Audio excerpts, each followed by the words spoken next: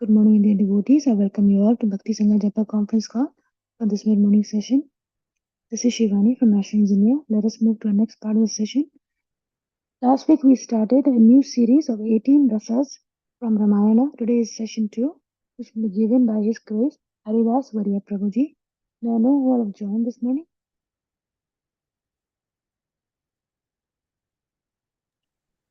Hare Krishna Mataji, Dandavat Pranam, all glories to Srila Prabhupada. This is Nitya from Baltimore.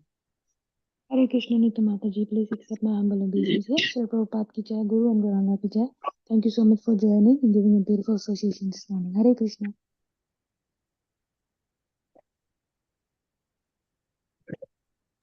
Hare Krishna Shivani Mataji, Dandavat Pranam to you and all Vaishnavas. Srila Prabhupada, Srila Gurudev ki jai, Vrinda.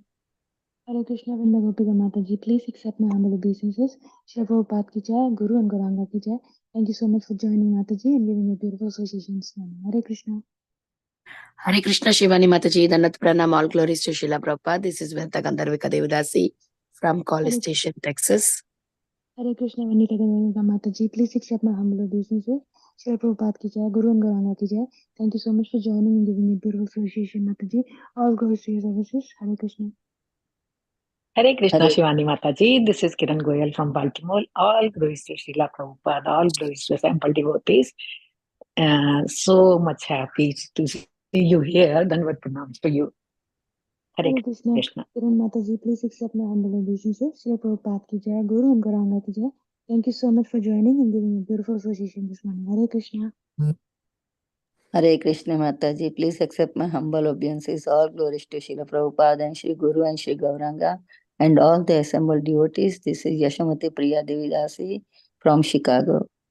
Hare Krishna, Yashamati Mataji, please accept my humble obeisances. Srila Prabhupada ki jai, Guru and Gauranga ki jai.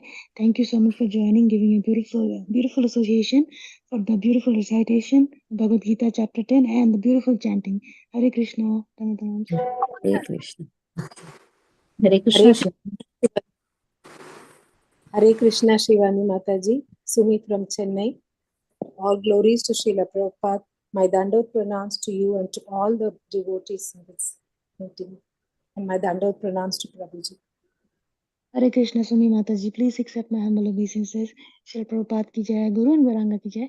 Thank you so much, Mataji, for joining regularly all the way from India. Welcome to the call. Hare Krishna, Dandavat pranams. Hare Krishna Mataji, please accept my humble obeisances, Srila Prabhupada. This is Preeti Vilasni Devdasi from Atlanta. Thank you for your warm welcoming and thanks, Mataji, for the beautiful chanting, Sumi Mataji. I'll start. Yeah, sorry. Hare Krishna, Preeti Vilasni Mataji, please accept my humble obeisances. Srila Prabhupada ki jai, Guru and Gauranga ki jai. Thank you so much for giving a beautiful association. All glories to your services, Mataji. Hare Krishna, Dandavat pranams. Hare Krishna Mataji, I'm starting the recording here. Yes, Mataji. Hare Krishna, dear devotees, I welcome you all once again for joining this mid-morning session. I would like to start by sharing a quote by Srila Prabhupada ji. Any nonsense you do, and if you say it's the latest fashion, everyone will do. Honolulu, June 7, 1975. Srila Prabhupada ki jai. Hare Krishna, dear devotees, today welcome you all to Bhakti Sangha Japa conference call. Today we are very fortunate to have His Grace Haridas Varya Prabhuji. Prabhuji will be enlightening us on the second session on the glories of Okay. Thank you so much, Mataji. Hare Krishna. Am I audible? Yes, Prabhu. Clear. Okay. First and foremost, Dandavat pranams to all the assembled Vaishnavas and Vaishnavis. I welcome you once again to this session number 2 of the 18 secrets in Ramayana, which we have also titled as 18 Rahasyas in Ramayana. I'm very happy that when I start, the number of participants are 18 in number. So, which is very wonderful. I see this as a very wonderful sign that let us discuss about this topic. But before that, I would like to pay my respectful obeisances unto Preeti Vilasni Mataji and all the organizers of Bhakti Sangha Japa group who have been motivating me time and time again to come and speak about Ramayana, to come and speak about Lord Ramchandra's glories, and to delve deeper into this beautiful Shastra and this Mahakavya that has been given to the entire humanity. Every verse is so beautiful that we can spend our entire lifetime or lifetimes on meditating on each shloka. Nevertheless, time is less, and we have to cover a vast subject matter on the 18 secrets. So today we will be talking about the secret number 3, which we promised in session number 1. We covered 1 and 2. Today we'll be speaking about the secret number 3. But the secret for all the Shastras is the commentaries of our Acharyas, the commentaries and the blessings by our predecessors, our preceptors, our Guru Maharaj, and of course, the blessings of all the august assembly of Vaishnavas and Vaishnavis. I'm very incapable of speaking such high subject matters, but with your blessings, I plan to scratch the surface of these secrets of Ramayana, which was heard by Ramanujacharya.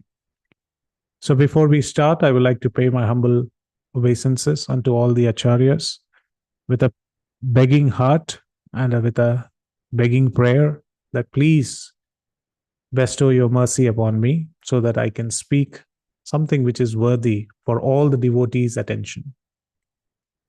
Om Agyana Timirandasya Gyananjana Shalakaya Chakshur Unmilitam Yena Tasmai Shri Gurave Namaha Shri Chaitanya Mano Abhishtam Stapitam Yena Bhutale Swayam Rupa Kadamahyam Dadati Swapadantikam Vandeham Shri Guru Shri Utapada Kamalam Shri Gurun Vaishnavamsha Shri Rupam Sagrajatam Sahagana Raghunathanvitam Tam Sajivam Sadvaitam Savadutam Parijana Sahitam Krishna Chaitanya Devam Shri Radha Krishna Padan Sagana Lalita Shri Vishakhanvitamsha He Krishna Karuna Sindho Dinabandho Jagatpate Gopesha Gopika Kanta Radha Kanta Namostute Tapta Kanchana Gaurangi Radhe Vrindavaneshwari Vrishabhanusute Devi Pranamami Hari Priye Vancha Kalpatarubhyascha Kripa Sindhu Vacha Patitanam Pavanebhyo Vaishnavebhyo Namo Namaha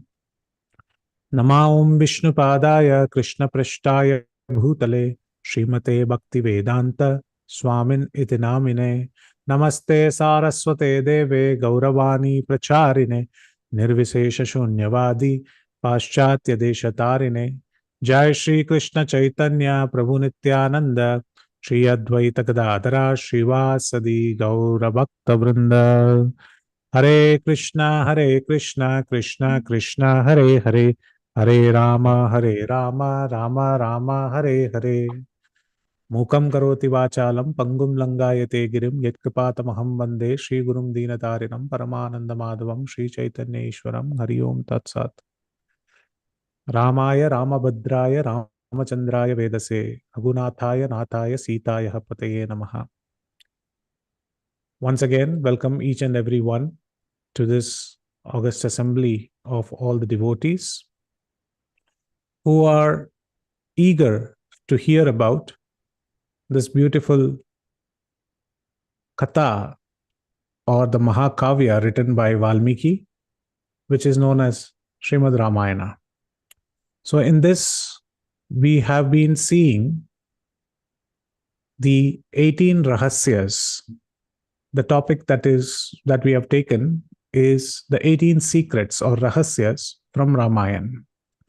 When I say the Rahasya, the question comes, why are we selecting Ramayana?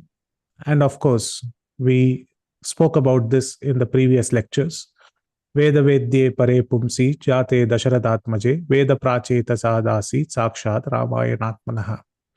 The Supreme Lord, who is always known by the Vedas, has descended as Lord Ramchandra, the son of Dasharatha, and the Vedas themselves thought that if the Supreme Lord, who is glorified by the pages of the Vedas, if he has descended as the son of Dasharatha, then they also need to descend down as a son of somebody. And hence they descended as son of Valmiki. And that Valmiki's child is known as Sakshat Ramayana Atmana. So that Valmiki's child is known as Ramayana. And in this Valmiki Ramayana, the first Mahakavya, the first Adi Kavya, the first poet, the great poet Valmiki, he had written these shlokas in such a way that we have so many secrets hidden in them. So much so that we learned that His Holiness Ramanujacharya, he wanted to understand each of these secrets in detail. So he went 18 times to Tirupati and sitting at the foothills of the Tirumala, the mountain Tirumala, at the place called Alipiri, which is not very far from where our ISKCON temple is, where the Lord's Padukas were also kept. There he sat down and heard from his maternal uncle, Sri Shaila Purna or Tirumala Nambi, the various tenets or various secrets of Ramayana. And we have been over this in this course, over the sequence of last couple of weeks, we have been learning each secret in detail. Now, is it a secret? Definitely not. It is an open secret. However, it is a secret because it is hidden inside the pages of Ramayana. So, an expert commentator or an expert acharya like Sri Shaila Purna is taking out those meanings and giving it to Ramanujacharya. And Ramanujacharya, not once, not twice, he heard the whole Ramayana 18 different times to relish these different secrets. So, what were those secrets? Before we speak about that, we have our own Acharya Srila Prabhupada, and let us see what he speaks in Chaitanya Charitamrita about the name Lord Rama. This is from Chaitanya Charitamrita, Adi Leela, chapter 5, text number 132. The purport mentions, and I quote, Srila Prabhupada, Jagadguru Srila Prabhupada ki jai. In the purport, he mentions, in this connection, we may mention an incident that took place between two of our sannyasis. And when I read this first time, I felt very nice that Srila Prabhupada, he is mentioning about the day-to-day activities of ISKCON also in his purports. Generally, people will like to keep the purports very philosophical, but here is Srila Prabhupada. He is writing that what happened on a day-to-day basis. So this actually gave me a glimpse to say that Srila Prabhupada sees every moment as spiritual in nature. Every conversation is something which is leading to Srila Prabhupada. He feels that every conversation is leading to the Lord. So he has included this conversation in his purport. So let us read them. In this connection, we may mention an incident that took place between two of our sannyasis while we were preaching the Hare Krishna Mahamantra in Hyderabad. One of them stated that Hare Rama refers to Sri Balarama, and the other protested that Hare Rama means Lord Rama. Ultimately, the controversy came to me. So it seems that even in preaching, two different preachers can have difference of opinion. But it was such a wonderful time that we have Srila Prabhupada, and they walked up to Srila Prabhupada in Hyderabad and they asked this question. And I gave the decision, and Srila Prabhupada is saying, I gave the decision that if someone says that the Rama in Hare Rama is Lord Ramchandra, and someone else says that the Rama in Hare Rama is Sri Balarama, both are correct, because there is no difference between Sri Balarama and Lord Rama. Similarly, if one says that Hare Rama means O Sri Balarama, he is also right. Those who are aware of the Vishnu Tattva do not fight over all these details. So many times we have been asked this question on the preaching front, that Rama stands for Lord Ramchandra or it stands for Balarama. So Srila Prabhupada has been very kind. Though he named his society as International Society of Krishna Consciousness, he did not refute the fact that Ramayate iti Ramaha, that Ramchandra can be also addressed when we chant the name Hare Rama. And he mentions at the end, if someone calls Lord Ramchandra by the vibration Hare Rama, understanding it to mean, O Lord Ramchandra, he is quite right. And at the same time, it is coming. Similarly, if one says that Hare Rama means O Shri Balarama, he is also right. So those who are aware of the Vishnu Tattva do not fight over all these details. So what a wonderful instruction. I felt this is very apt before we start talking about Ramayana, because being in International Society of Krishna Consciousness, Bhagavatam, where Srila Prabhupada has written so many ecstatic commentaries, and Sri Chaitanya Charitamrita are our go-to books, along with Bhagavad Gita, where we would like to understand the philosophies, the secrets of our Brahma Madhva Gaudiya Sampradaya. However, through these small snippets of purports, Srila Prabhupada also opens up a small little window into the glorifications of Lord Ramchandra. Of course, in the 9th canto of Srimad Bhagavatam, Srila Prabhupada gives commentaries on Ramchandra's greatest verses which appear there. Anyway, talking about Srila Prabhupada's Chaitanya Charitamrita purport, let us delve into today's subject matter, keeping in mind that what we are discussing here is Lord Ramchandra specifically, and of course, he is not different from Balarama also that Srila Prabhupada mentions here. So, I made this small chart so that everybody can follow. Of course, we are now talking about the third secret. We talked about the first secret, which was Vidya Sarvapi. So, which means that Ramayana is the essence of all Vedas. It contains all the 6 limbs of the Vedas. We have seen that extensively. So, those who have not attended can listen to the session number 1, where I speak in a very abridged format how Ramayana is the essence of all Vedas. Last session, we spoke exclusively about the conversation with Jabali and how he was trying to preach atheism in front of Lord Ramchandra when Bharata and was trying to convince Lord Ramchandra to come back, and how Lord Ramchandra sends the message that we should abandon all irregular explanation of the scriptures. We should not embrace atheism. We should not embrace any ninda about the scriptures. We should not encourage any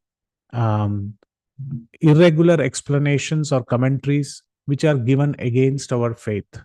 And that is called as Bahya Tyajanam. And today we are at the third place, at the third secret, which is called as Akhila Sadharma, which means it is the essence of all good dharma. The first one was essence of all Vedas.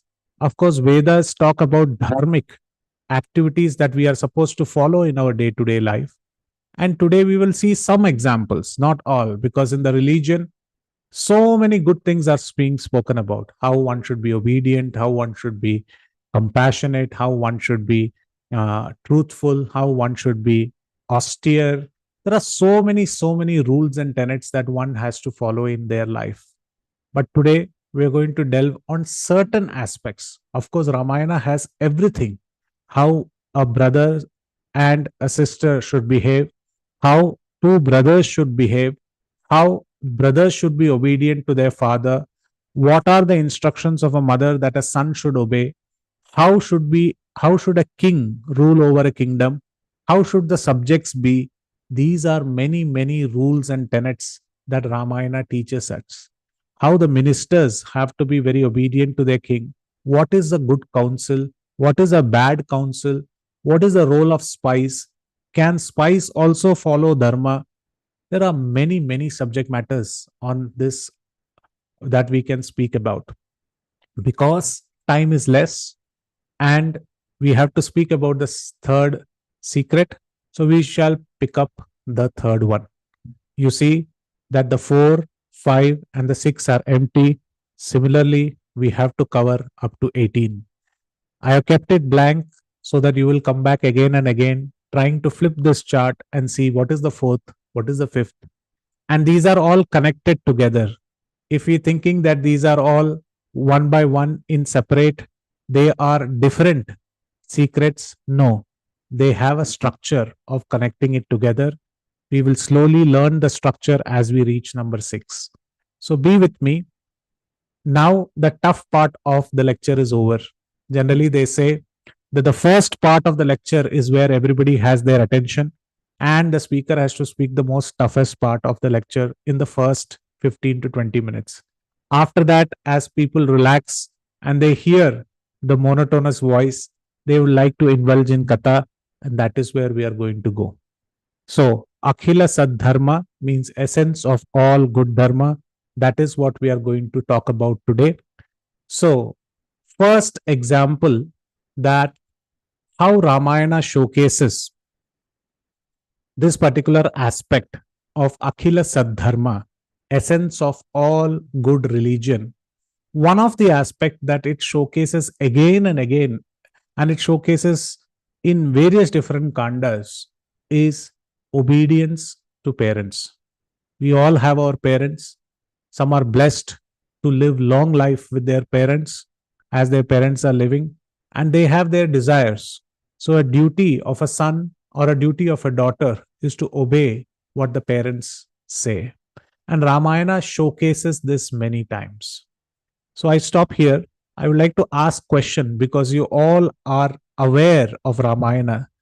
Can you tell me some places where this is very clearly depicted, where obedience to parents is showcased by the characters of Ramayana? You can take Rama, you can take Lakshmana, you can take any other character. But how is obedience showcased to parents? Yes, Manjari Mataji, you raised your hand. Please go ahead. Yes, Hare Krishna Prabhuji, please accept my humble obeisances, all Krishna Yes. Prabhupada.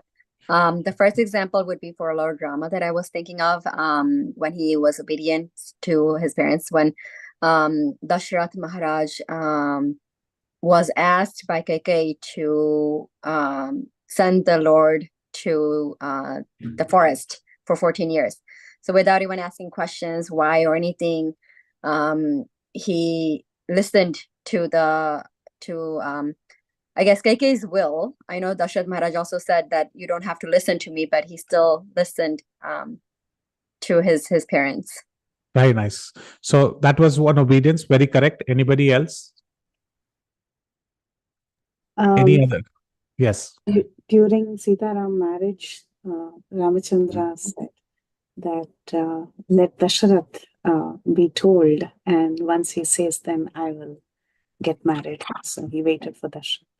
Very nice. Very nice, Mataji. In fact, that is one of the prime examples, and that is what we're going to take today as well. And thank you for saying that and putting it as a perfect segue. So, obedience to parents, and we see this, as Prithvilasi Matsaji rightfully said, that how before even obeying the vow of going to the forest, there was another incident. In fact, there are many incidents before that. One of the most prime incidents that everybody spoke about is the one that Prithvilasni Mataji mentioned. This comes in Balakanda 77th Sarga, verse number 26. It says, Priya tu Sita Ramasya Dara Pitakrita iti Gunadrupa Gunagachapi Priti Bhuryo Bhivardhate. And here Valmiki is mentioning, is giving a commentary, is giving a line in between the conversations. And I would like you to open the eyes of your heart and get transport yourself to the wedding ceremony. And the wedding ceremony is yet to begin because right now Lord Ramchandra has just broken the vow. And there has been a large noise which has reverberated across the universe.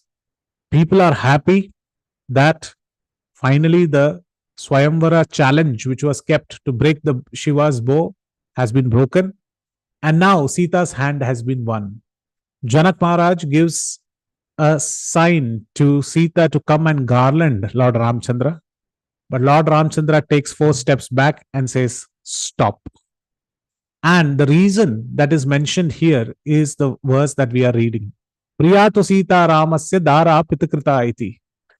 That after the marriage and after many days, Valmiki is writing this shloka at the end of the 77th Sarga, that Sita and Ram came very close together.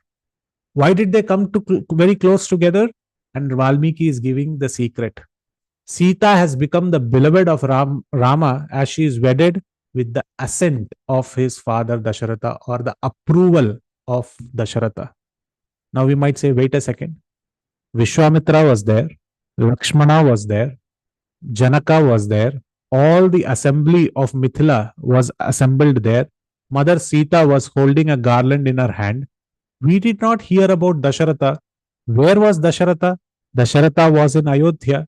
They had traveled all the way to Mithila and he had broken the bow.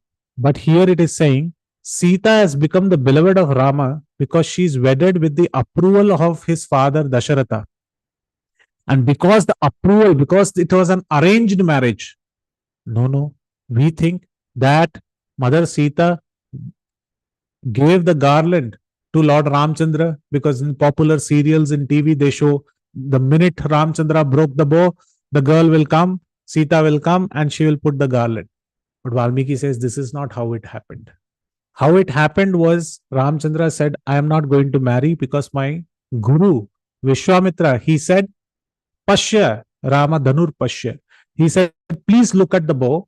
And he gave me an indication through Chandas that you break the bow. So I have broken and I have seen the bow. There was no contract. There was no mention about marriage. This is something new to me. If a girl has to accept my hand, that has to go through proper channel. And that has to go to my father. And if my father accepts, then only I will accept Sita as my wife. And this is the reason that Valmiki says that this is one of the reasons when the love between the couple increases. So it is a great science when there is blessings of the elders, when there is blessings of parents, and when a marriage happens, when the bride and the groom's parents, they come together, talk, and they give blessings. At that time, the love grows more fonder and it increases. So Rama says in the 51st verse, but this is not Rama's words, this is Mother Sita's words. So while Valmiki mentioned this, we can corroborate this in Ayodhya Kanda. In Balakanda, the marriage happens. But in Ayodhya Kanda, to Anasuya, Sita is saying these words. Dhiyamanam natu tada pratijjagraharaagavah avijnaya pitum chandam Ayodhya adipate prabho. She says, Anasuya, she came, gave a lot of gifts to Sita, and she said, I heard about your marriage. I couldn't attend the marriage, but I heard it was a wonderful Swayamvara ceremony, and Ramchandra showed his valor. So, Sita, can you please tell me, how did these things happen? How was your Swayamvar? How was your marriage? Did Rama marry you then and there? At that time, Sita is narrating the incident one by one. At that time, Sita is mentioning, Dhiyamanam natu tada pratijjagraha ragavaha. What to speak about my husband? I can't go on speaking about my husband, but this point I would like to tell you, Anasuya, what happened. It was a cliffhanger for me. First, I was tense that who will break the bow. And afterwards, when these two brothers came and I had a look at Lord Ramchandra, my heart said that he will break the bow. And he broke it also. And at that time, I was so ecstatic that I will put the garland on his neck. But he said no. Rama did not consent. And he did not accept the hand. The will of his father. That means his father had to say yes. So immediately Janaka Maharaj, what did he do? My father, he sent his messengers to Ayodhya and he told Dasharatha, such a good news is going to happen, such a great marriage is going to happen. We need your consent. You please come. So Sita is also corroborating this event and saying, what to speak about my husband? He didn't accept my hand only till the moment his father told him that you please accept this girl. Rama did not consent to accept my hand till the will of his father, the Lord and the King of Ayodhya, and had been made known to him. So it was told to him that you please come and you please accept this proposal from the bride's side. And she mentions it in the 52nd verse in the 118th Sarga. Tatashwashuram amantrya vriddhadam dasharatam nupam mama pitra aham datta ramaya vidititatmane. Thereupon my father-in-law Janaka and the aged Dasharatha was invited to Mithila by my father, and with his approval, I was bestowed on Rama, the knower of the self. So, this is how she mentions that only by the blessings of Dasharatha, after giving the consent, he accepted my hand. Of course, going to the forest is also the obedience, but this is the highest obedience that we see. Lord Ramchandra was always Pitruvakya Paripalana. But Krishna, on the other hand, is Matruvakya Paripalana.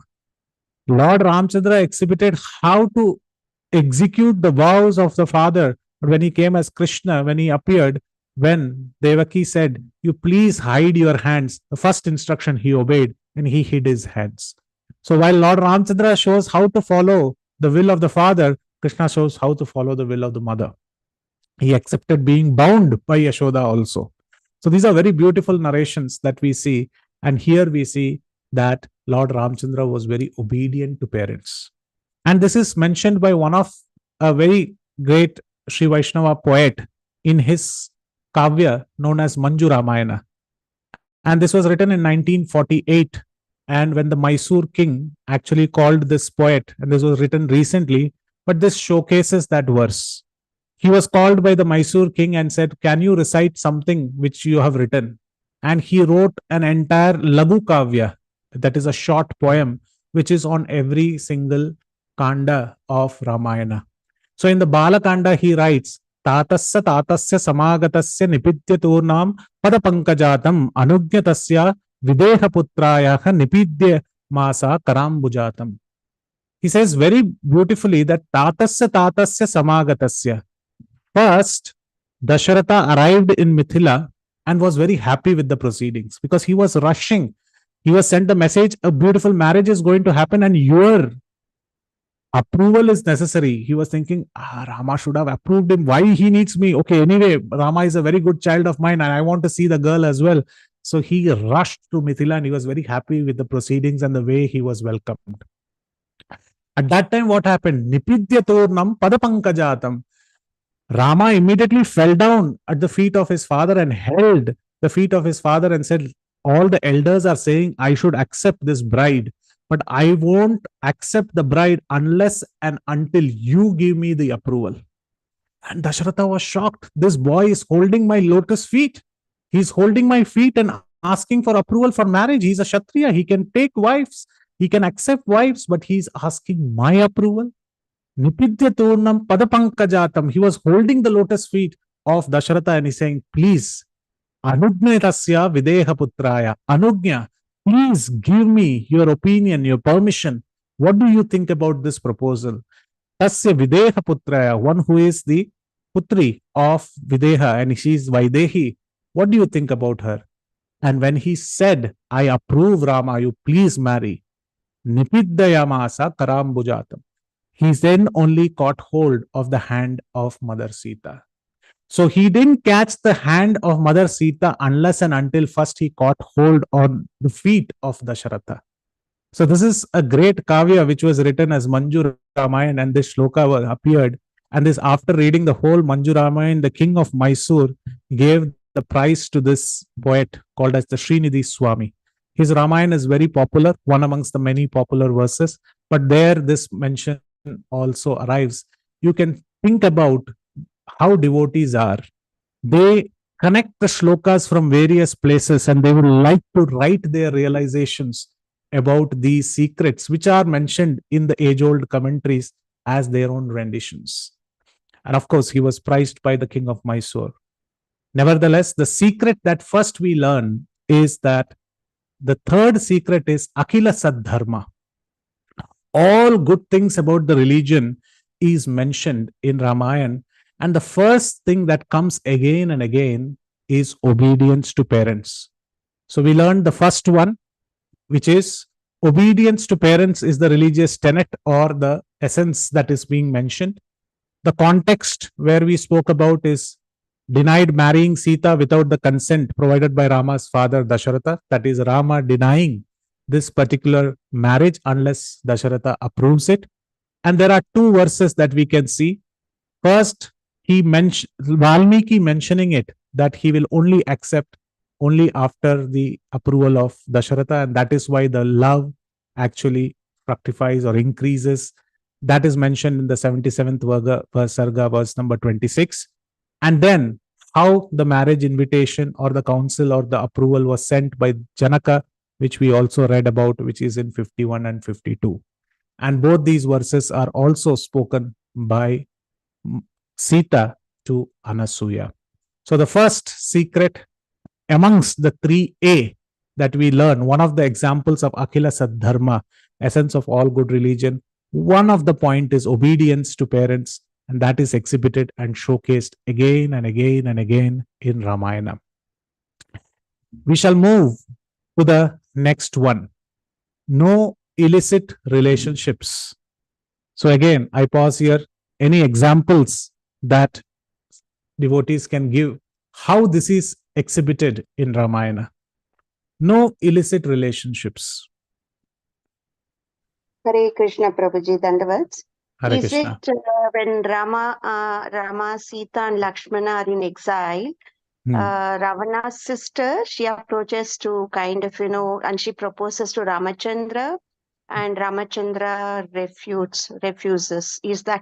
Will it fall under this? Definitely Hare yes. Krishna. Definitely yes, Mataji. Any other place? Very correct. Shurpanaka's proposal is refused, saying, I am following Ekapatti Vrata. Any other example? Hare Krishna Prabhuji. Yes.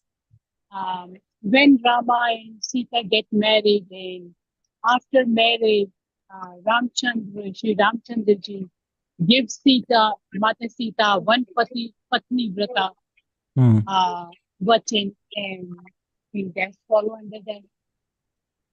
That he only say only one wife, he don't marry anymore. Very nice. The vow that he gives to Mother Sita, that in this lifetime I will accept only one wife. Very nice. Okay, very good. That is also indicating. Yes.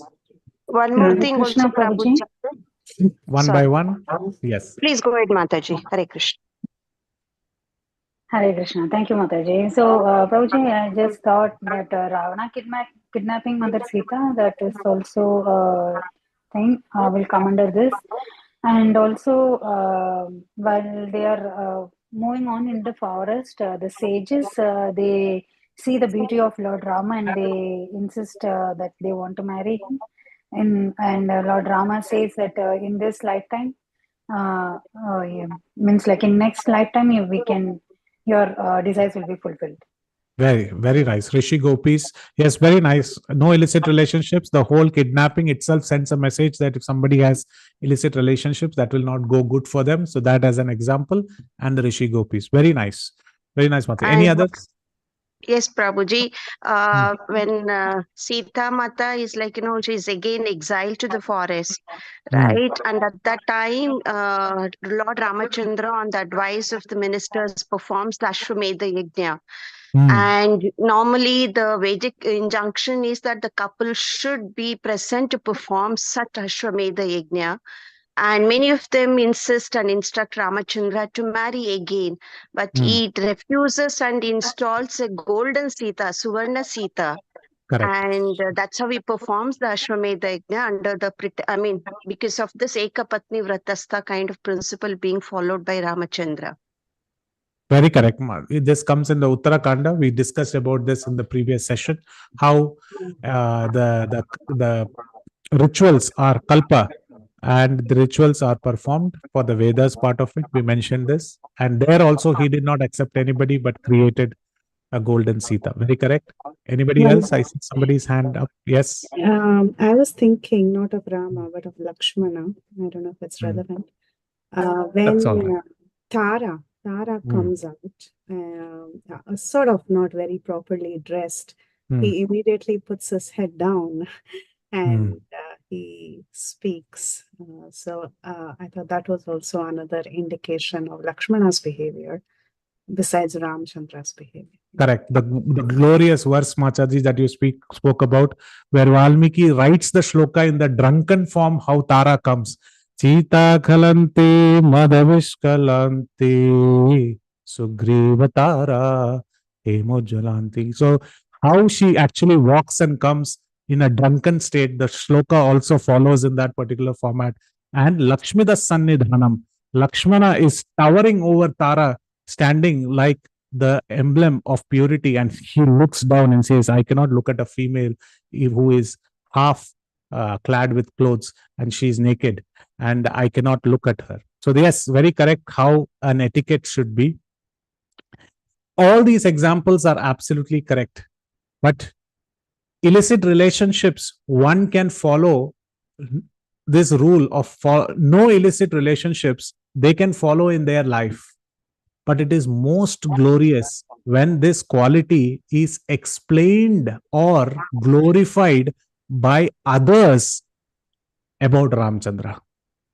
This is the most important thing that we have to understand.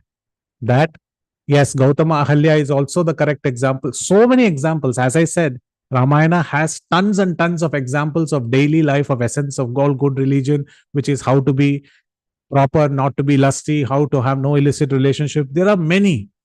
But what I am talking about is the most important thing is when others glorify how Lord Ramchandra was Ekapatni Vrata.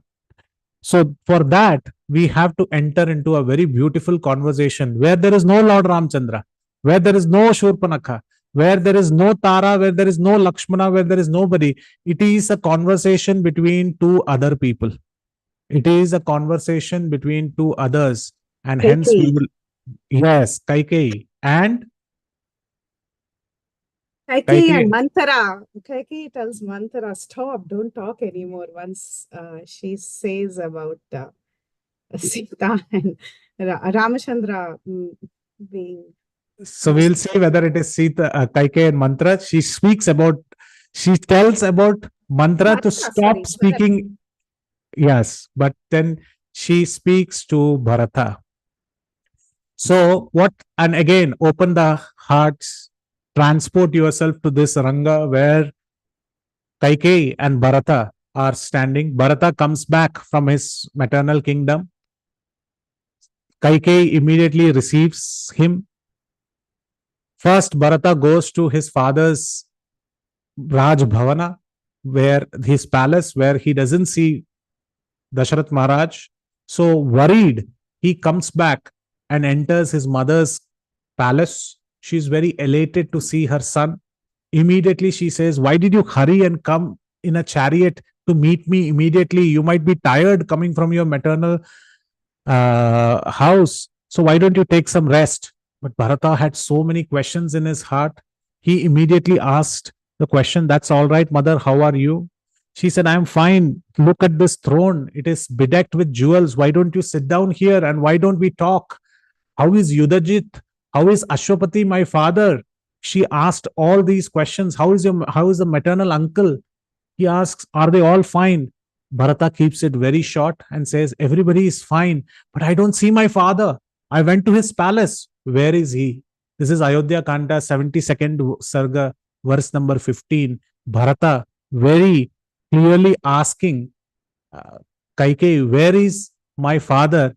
And this is the response that Kaikeyi is giving in this verse. Yagati sarva bhutanam tam gatim te pitak gatah raja mahatma tejasvi yaya juka satam gati. She just explains this in a very casual fashion. She says, Yagati sarva bhutanam. Oh, you're asking about your father, where everybody goes. Your father, who was a very noble person, who had a noble nature, was well respected, and he used to perform frequently sacrifices, and he was a refuge. He used to give refuge to all good men. He went to that place where everybody goes at the time of death. Where everybody, Ya gati sarva bhutanam tam gatim te pita gatah. She is speaking so casually that where all living entities finally go, that's the place he has gone. He has followed the path which all beings follow. She never says that he passed away. She never says that he died. She just casually mentions that he went to the same place. And hearing that, Bharata gets a shock. And then he is perplexed. He's asking this question, Mother, you're giving me such a tough news. What is the reason? What is the reason that he died? He was hale and hearty. I saw him before he went. Before I went to the maternal's house, I saw him. He was hale and hearty. What is the reason? And then she tells the reason in 42, verse number 42. Sahi Raja Sutaputra Chiravasa Mahavanam Dandakana Saha Vaidehya Lakshmana Anucharagataha. She says, oh, that. Actually, when he saw the Prince Rama, who was wearing long, narrow pieces of bark, went indeed to the great forest of Dandaka, followed by Lakshmana and Sita. When he saw that sight, looking at that sight, Ramchandra wearing the bark, like the tree barks, and it was on his body, and he went away from Ayodhya along with Sita and Lakshmana. Looking at that sight, he passed away. Bharata now got the second jolt of his life. And Valmiki writes, this is the second jolt that Bharata gets. He said, first you told me father passed away, but this is a greater jolt that I am getting. You are never telling me what is the real reason. And now you're telling me Rama, Lakshmana, and Sita, all the three whom I am very eager to see, they went away.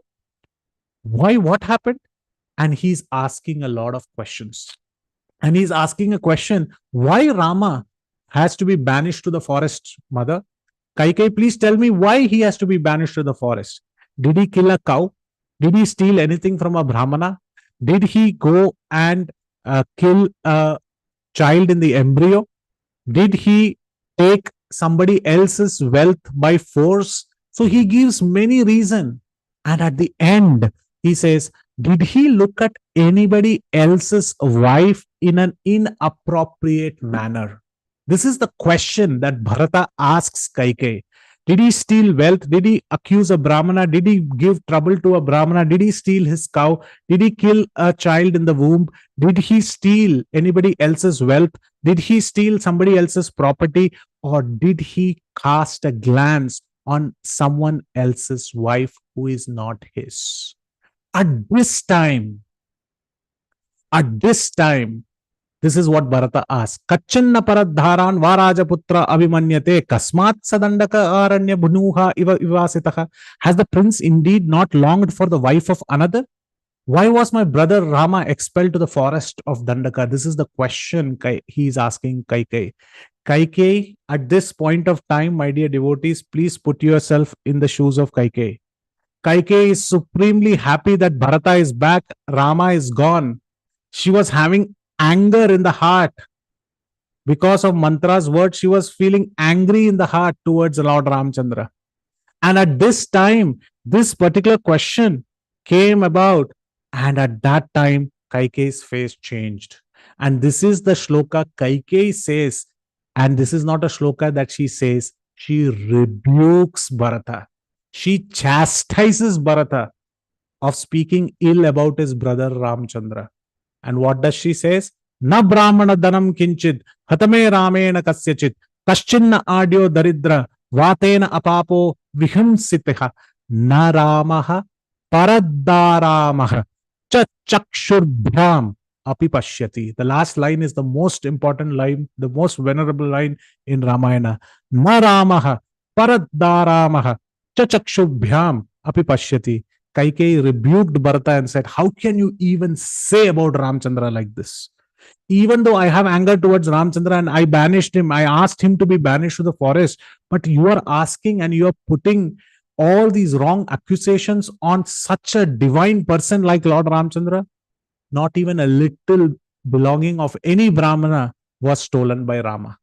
No harm was done by him to anybody, either to a rich person or either to a poor virtuous man. And last line she says, Na ramaha paradharama. What to speak about casting a glance? He does not even look with his eyes the wives of others. He follows this Ekapatni Vrata to the core. Rama does not even look with his eyes the wives of others. This is not spoken by Ram, or this is not spoken by the sages. This is spoken by somebody who is angry at Rama. Even at the peak of anger, she is saying, don't speak ill about Ramchandra. This is the Lord's glory, that the Lord's glorious gunas are spoken by those who are enemies or those who are seemingly not friends of the Lord. Even they glorify the Lord. Hara and Dushana glorifies the Lord. Shurpanakha glorifies the Lord. Sumantra glorifies the Lord, who is actually favorable. But at the same time, even Akampana, even Maricha, even Kumbhakarna, all of them, they talk about Lord Rama's glories because his qualities are so. He attracts everybody by his quality.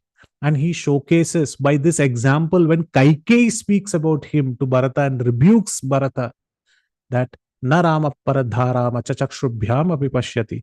Rama does not even look with his eyes the wives of others.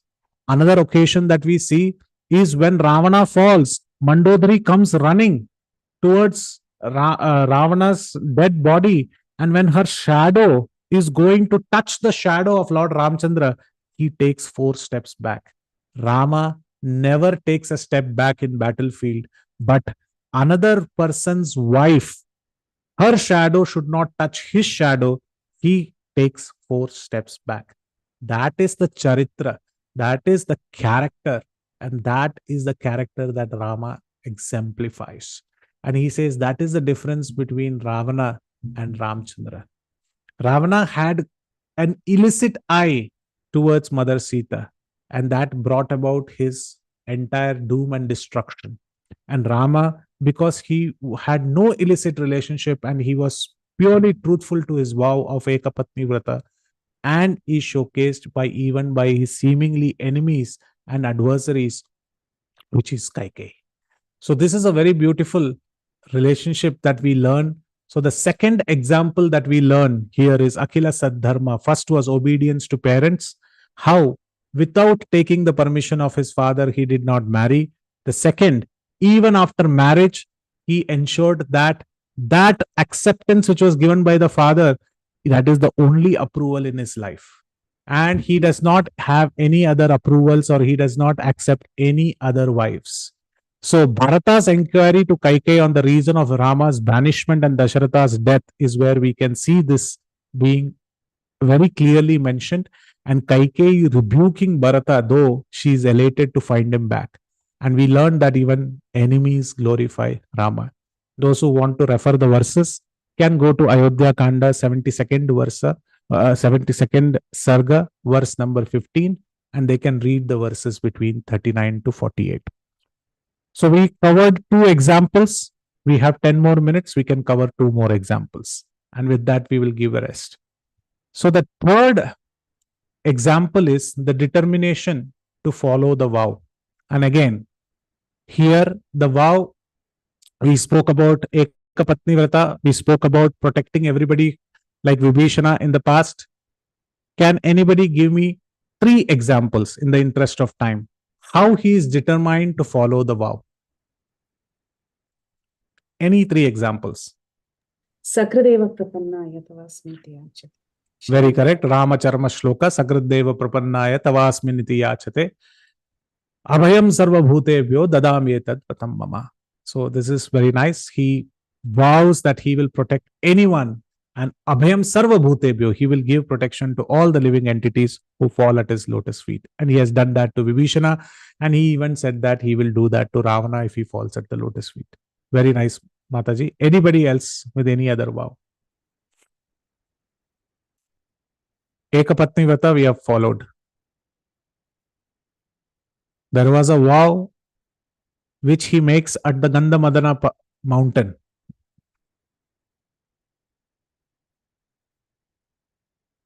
Vow to have Sugriva as his friend. Very good. It's the era of coalition governments, and we are speaking in the era of coalition governments. So that was the first coalition government which was formed. Lord Ramchandra said, okay, I will form this coalition with you, and I will ask for your opinion in all my decisions. But we are going to see a different example here, and the determination of the vow is going to be shown between his conversations with Bharata.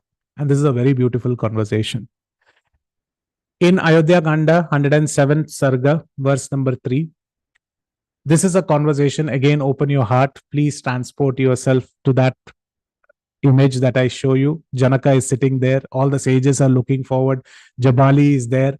Lakshmana is looking. And Bharata is making his it's like an argument. He's making his case, telling Ramchandra, please accept this kingdom.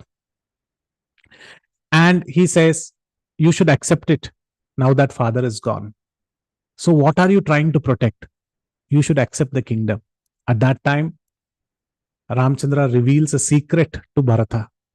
And he says, I will tell you the real reason why I'm not accepting the kingdom, Bharata. He says, Pura Bhrata Pitanaha Samataram Te Samudvahan Mata Mahe Samo Shaushida Rajya Shulkam Anuttamam. I am not actually keeping my vow. If you ask me, Rama, why are you not accepting this kingdom? Are you trying to keep the vow? Actually, I am protecting the vow of my father. And Bharata is confused. Bharata is thinking, what are you talking about? He's saying, I'll tell you a secret which was told to me by Sumantra. Sumantra said, oh my brother, please listen. Sumantra said, long ago when our father married your mother Kaikeyi, he made a promise to Ashwapati. He promised your maternal grandfather that he would confer his kingdom as an exceptional marriage dowry. So our father gave a vow to Kaikeyi's father, to his father-in-law, Kaikeyi's father, that you will be made the king and the whole kingdom will be given as a part of dowry. This was his vow. And silently he told me that forget about that. When Bharata is not there, I would like to overrule it and you become the king. I am so glad Kaikeyi Mata really reminded him about this dowry. And hence, by me going to the forest, I'm so happy that my father's vow is actually taken care of. So the determination to follow the vow, not of oneself, but even others who have told you to go to the forest, that is something that Lord Ramchandra is showcasing here. But Bharata, will he listen? He says no. So he's saying that, Tena Pitra Aham Apya, this is Rama's words. Atra Niyutta Purusha Rishabha, Chaturdasha Vanaye Vasam Varshina Varadanikam. O excellent among men, Bharata, I too have been enjoined by aforesaid father to live here in the forest. So Bharata says, okay, you are protecting the words of our father, but our father has passed away. Now you come back. Now you come back to the kingdom and take the kingdom. When he was there, you had to protect and the dowry has been given. Some time has passed. Now he has gone. Now why don't you come back to Ayodhya? This is a classic arguments between Bharata, two loving brothers. And Rama says, no. At that time, I had to protect the vow of my father. But he also ordered me that I should go 14 years to the forest. And I should protect that vow as well. So excellent among men. I have been said by my father to live here in the forest for 14 years. So according to that, I should be living here. So please don't ask me to return to my kingdom. Now Bharata is heartbroken. Two vows he is trying to keep. One of his father to his father-in-law, Ashwapati, and the other, the father's order that you should go to the forest. But Bharata is going to now start the argument. Rama is saying, father gave the boon. He was going to break it by giving the kingdom to me. I am glad that Kaikeyi asked the boon to Dasharath. So I am upholding the vow of my father. This is Rama's words. Bharata says, okay, accepted. But by that logic, this whole kingdom now belongs to me, Rama. So if it is belonging to me, by that logic, I am giving it back to you. So if somebody gives you a gift and you can give that gift to anybody, it is your right because it is now your property. So Bharata is saying, now I am giving you the kingdom, take it. But Rama says, you have the right to give because the kingdom is yours. But I do not have the right to take because my father has ordered me to go to the forest. So I need to uphold the vow of my father.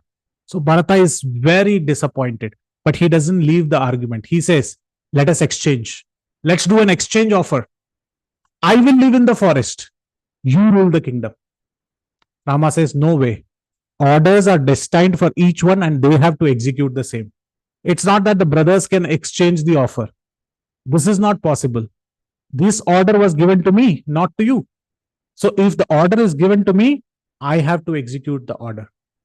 And he says, no, nothing like that. We are brothers and brothers can exchange ourselves, right?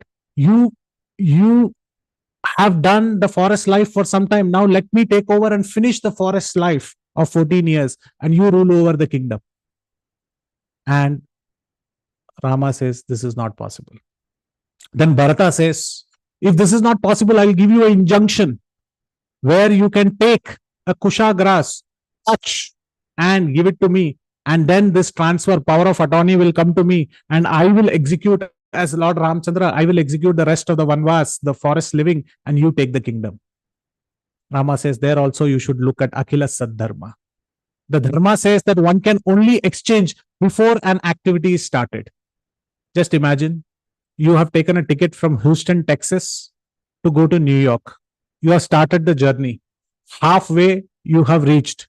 At Washington, you tell the bus conductor that, look, I have traveled halfway. Rest of the ticket, the same ticket, my brother will travel to New York. This is not acceptable. The person who has taken the ticket, he has to travel or he has to terminate his ticket anyway if he gets down in the middle. So Rama also says, this is not possible. This exchange is not possible. I started it. I should complete it. Then Bharata says, why don't you take a kusha grass and give the power of attorney to me? Rama says, this is also not possible. Because this is only possible that when a person is invalid, he doesn't have the energy, he doesn't have the proper mental caliber to execute that ritual. I am completely fit and I am protected by all of you and your blessings. The sages are here. I have given a vow to them also that I will protect. So everybody is here. So I am bound by my vow of my father to Ashwapati. I am bound by the vow of my father's words and order to go to the kingdom. I am bound by the scriptures vow that I will follow them. I am bound by Vishwamitra's vow that I will follow my guru, whatever he taught.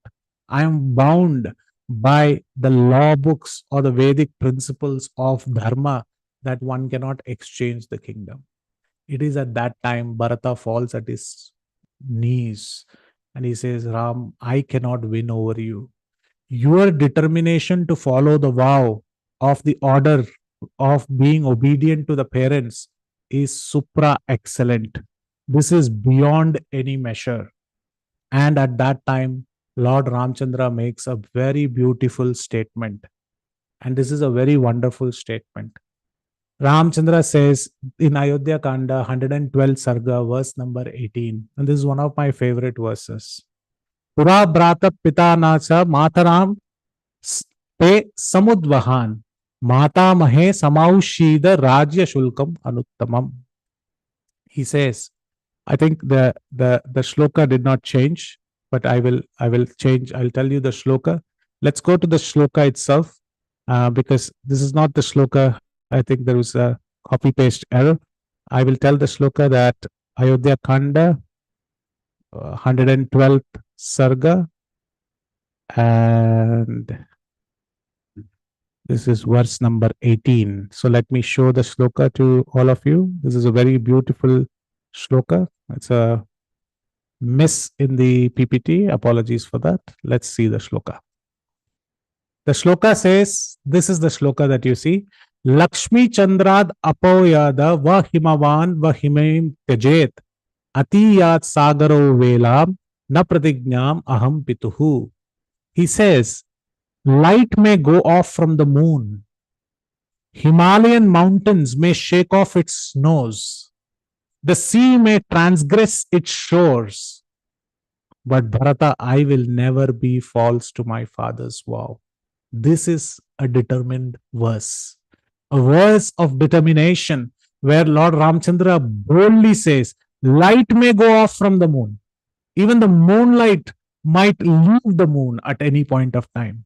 Himalayan mountains, which are always snow-capped, snow might be shaken off by the Himalayan mountains. And sometimes the sea, which pledges that it will not cross the shores, may cause a tsunami or may cross due to a high tide, may enter into the shores. All these personalities will go beyond their words and break their barriers. But my barrier is my father's vow. And I will like to tell you, na pratignyam aham pitu. I will never be false to my father's vow. So this is a very, very wonderful statement that Lord Ramchandra makes here and showcases and tells us that how Lord Ramchandra is very determined, is very, very determined to his vow. So we learn here the third aspect, which is the aspect of determined to follow the vow. That is, come what may, father's vow is very important. So we learn here that how he did not budge to the suggestions provided by Bharata to regain the kingdom and cannot exchange the vows between brothers. He also mentions how Dasharatha's vow and his vow to Dasharatha that he will go to the kingdom are maintained. Those who are interested can read the verses Ayodhya Kanda 107, verse 3, and 112 Sarga, verse number 18, the verse that we just spoke about. I know we are almost on time, but my dear devotees, I would like to take 5 more minutes and cover the last one, which I would like to speak about. And the last one is called as truthfulness.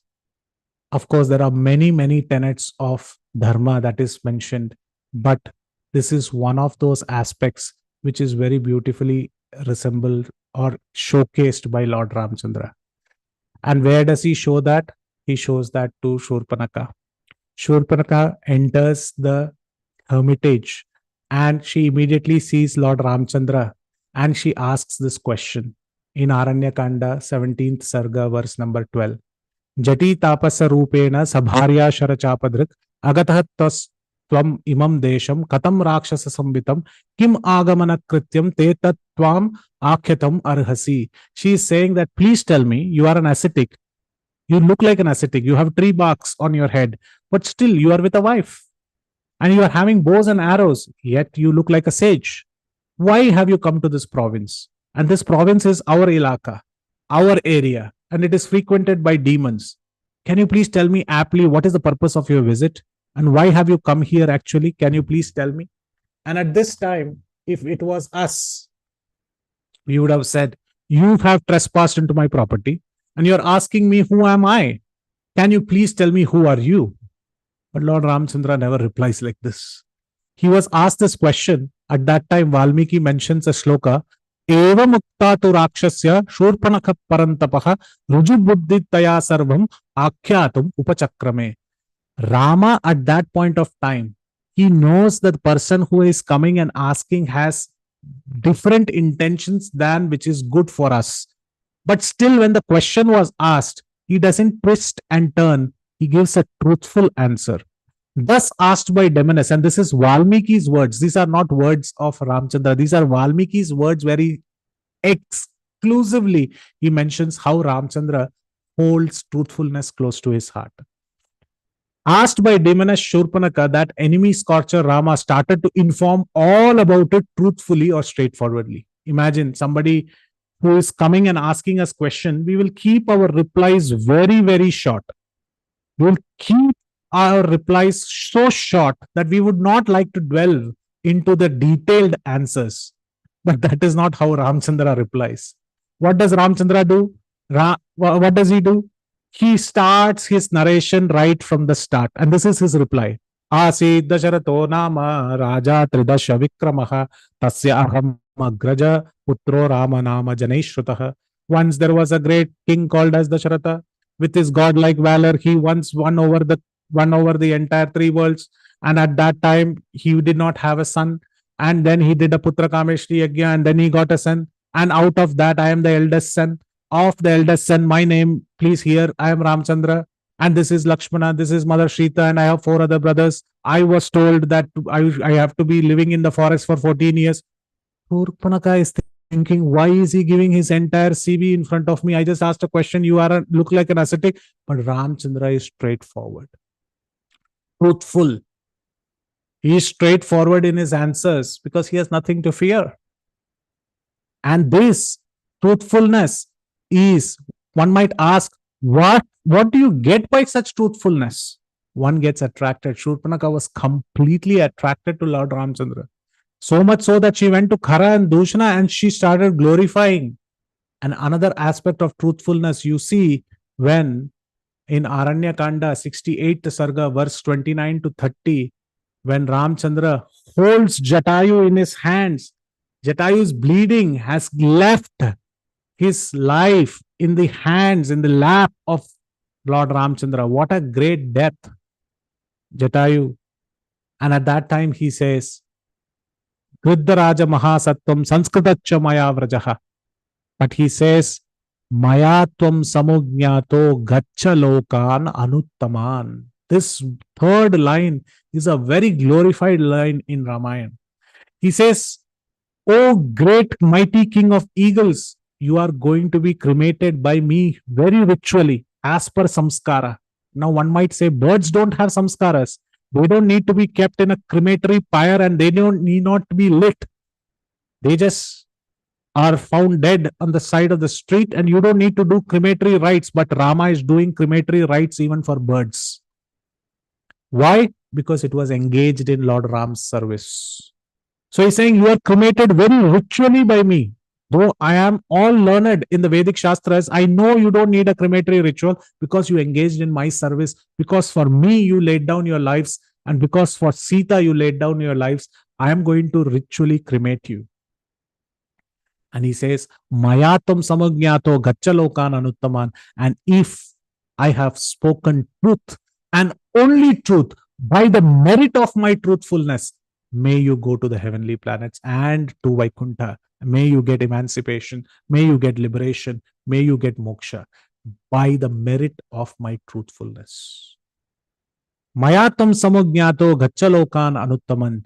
And where would you go? You will go to a place where all the ascetics and sages who perform perfect yajnas and Vedic rituals, they go. What Vedic rituals has Jatayu performed? None. He was a bird. He was a vulture. He has not, the king of eagles, he has been the king of eagles. He did not perform any yajna, but he was just engaged in Lord Rama's service. Same Vali died on the same lap of Lord Ramchandra. But such a word was not spoken because he was not engaged in favorable service of the Lord. Jatayu laid down his life on the lap of Lord Ramchandra in a favorable service. And he says, just because of this truthfulness, you will go back home, back to Godhead. So we learn a very mighty lesson here.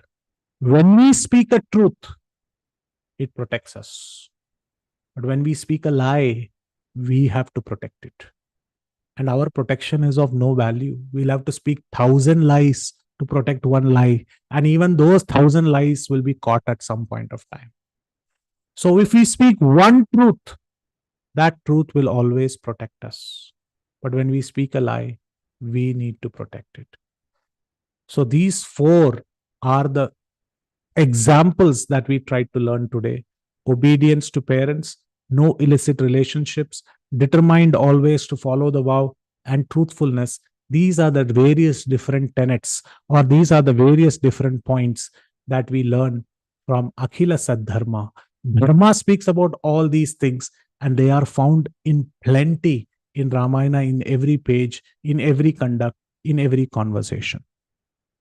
So those who are interested in reading about Ramayana, I've given the references here. This presentation will be shared to all of you. I thank you once again for giving your attention and your valuable time in sharing and learning about this Shastra, about Ramayana. We have covered thus the third secret, not completely, but whatever time allows us. Yadatra skalitam kinchit vidvam satpurayantu tat. Yadatra saushtuvam kishchit tad guru reva mename. Whatever errors which were certainly there in this presentation and in my rendering of this service, you are all learned souls, Vaishnavas and Vaishnavis. You please correct them, give the feedbacks, and correct it for the pleasure of other Vaishnavas. And whatever good that you found here belongs to my predecessors, Acharyas, those who have given the commentary, Ramanujacharya, the Nambi, and Sri Shaila Purna, and many others. And none of these belong to me. Jagat Guru, Srila Prabhupada ki jai, Bhakti Sangha Japa Group devotees ki jai, Ramayan ki jai, Jai Srila Prabhupada. Thank you very, very much. Hare Krishna. If there are any questions, comments, we can discuss. Hare Krishna. Hare Krishna Prabhuji, Danvat Pranam, all glories to Srila Prabhupada. What a beautiful class. Thank you so much, Prabhuji.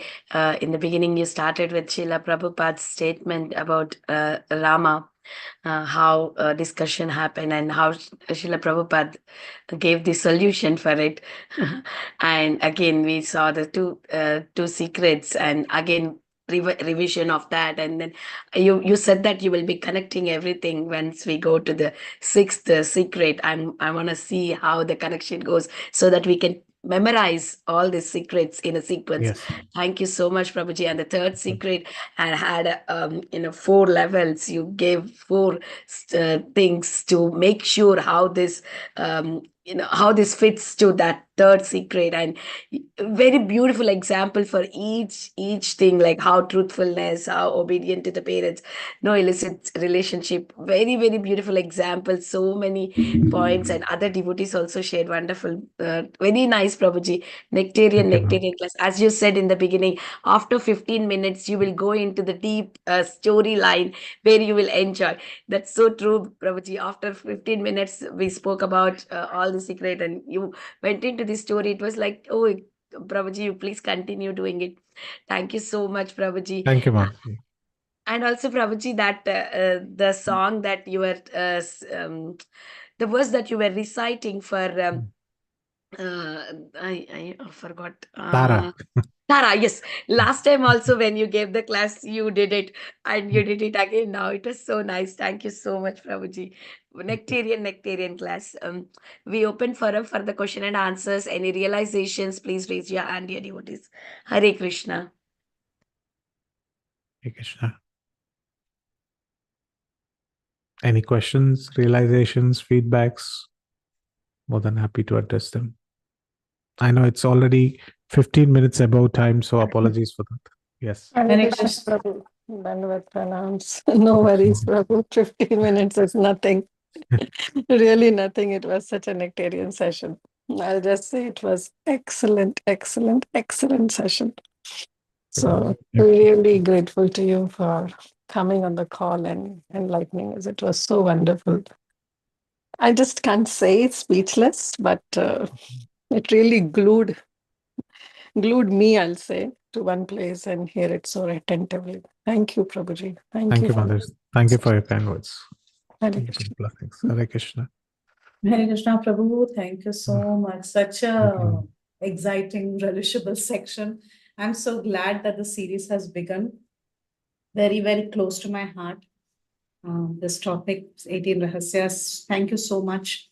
I'm relishing every word you're talking. And I apologize, I missed the previous session, but I will catch up in the recording. Thank you so much again for doing such a beautiful job and quoting the verses and going back there and refreshing our memories and taking us into the Leela. I'm so grateful to you. Hare Krishna, Prabhu. Thank you so much again. Thank you, Mataji. It's the other way around, Mataji. In the other 2 sessions, there'll be a lot of things which are missed, which you can tell me that you have missed these things. So I really look forward to those. Thank you so much for spending your time and devoting your time. Hare Krishna. No questions day today. Prabhuji, very, very beautiful class. Whenever you are moving from one pastime to another pastime, you are just saying, oh, come into this frame of the pastime. It's so nice, Prabhuji. We can see the picture in front of us. Thank you so much. Such a sweet class. Yes, Sumi Mataji, please go ahead. No, Mataji, Prabhuji was saying there's no one who's talking, asking now. I think we're all yet to come out of that. Sometimes if a movie is so interesting, even if you come out, your mind is still there. Like that, he had us bound, and that we're still not out of this Ramayana sessions. Prabhuji is out of it. We aren't out of it. So and Prabhuji, after all this nectarian class, the only pang is that we have to wait till next Friday. So that is a bit very irritant for us, I think. Thank you, Prabhuji. Thank you so much. Thank you for the kind words. So much. Thank you. Thank you. Thank you, Sumi Mataji, for putting it in so nice way that yes, we are into the pastime. We want more and more to hear. Yes, Prabhuji. One thing I would like to say, Prabhuji, you are a first class teacher. I don't know about that. I don't know about that. But thank Teach you. so well. Like you make us understand each and every point. Understand it. Thank you. Okay, yes. Yeah. If there are no more questions or realizations, we can end the call here. I would like to offer my obeisances to Prabhuji and all the Vaishnavas assembled on the call. Vancha kalpatarobhyasya kripa sindhu Paritanam pavanebhyo Vaishnavebhyo namo namah. Anantakoti Vaishnava ki jai, Srila Prabhupada ki jai. His Grace Haridas Varya Prabhuji ki Jai, jai. Srila Prabhupada. Thank you, Prabhuji. Hare Krishna. Thank you. Hare Thank you. Krishna. Dandavat pranam. Dandavat. Hare Krishna. Hare Krishna.